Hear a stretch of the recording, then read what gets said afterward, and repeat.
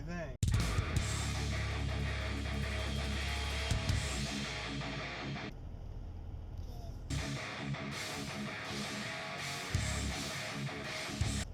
Good.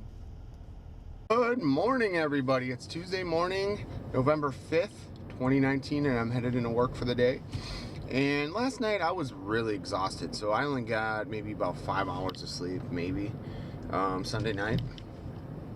And I was working on that sand cabling project yesterday, and I was just tired, man.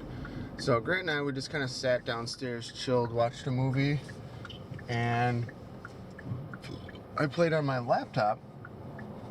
And I was working on the home network a little bit. So if you guys remember, I want to segregate the Internet of Things traffic at home.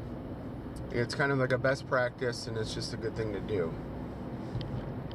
Internet of Things traffic is just literally devices that only need network or internet connection. So they don't need, like, connection to my server, my NAS, none of that stuff.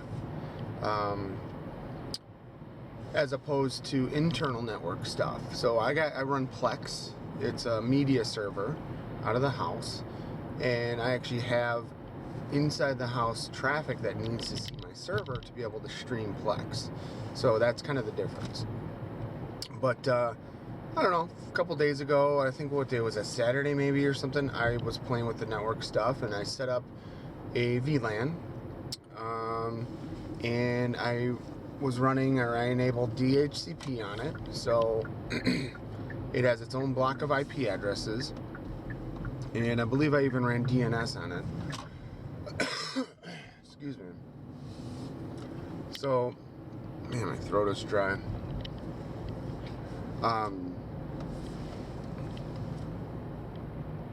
Hold on one second here.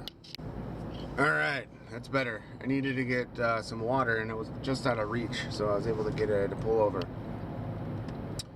So last night, I had already pre-configured this new VLAN.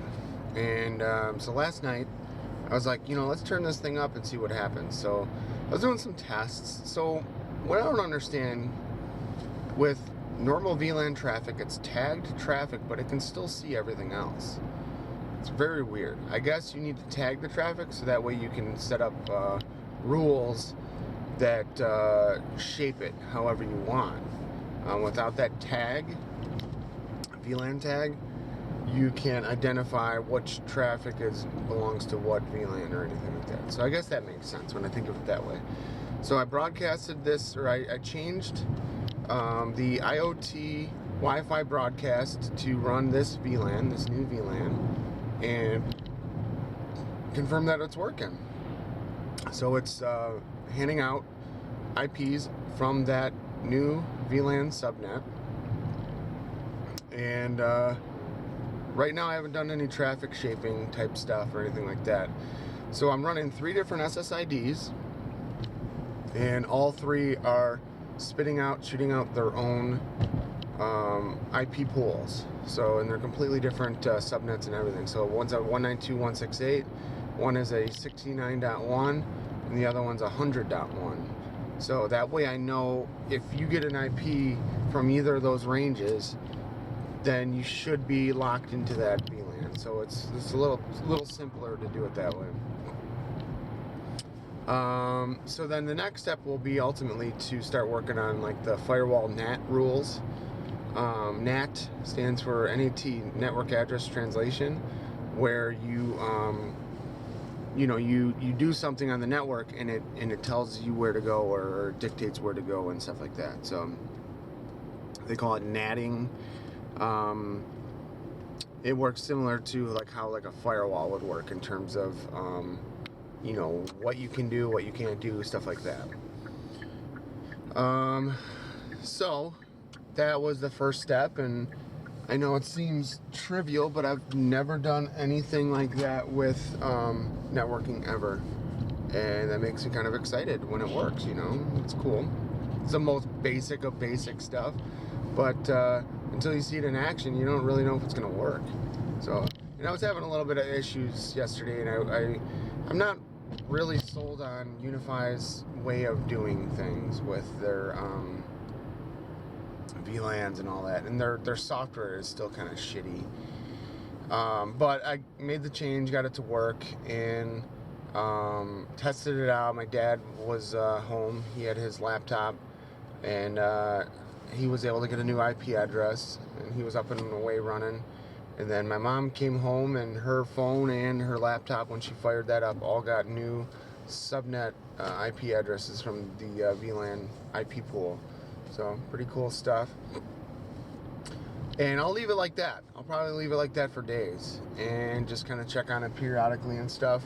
The issue that I'm having is, and I mentioned this before, but I ran controller software for my laptop, and I was like, okay, cool, you know, I made some changes, I can see, you know, all the settings, all that stuff. So I'm like, that's cool. So then I was like, well, I want to load it onto my server. So I put it on the server, launch it, and it can't see like any of the Wi-Fi traffic or any of the Wi-Fi stuff. I'm like, what the fuck?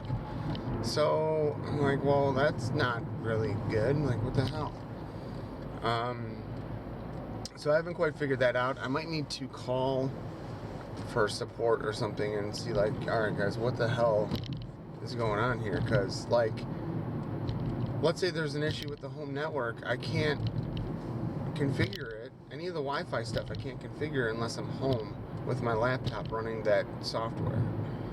I would like to run it on the server that's at the house. I can log into the server remotely and take it from there, but I don't know. What a pain in the ass. So I'm headed into work. I'm not going to probably have any free time at work today. Grant came to me yesterday with a cough, a nasty, sickly cough.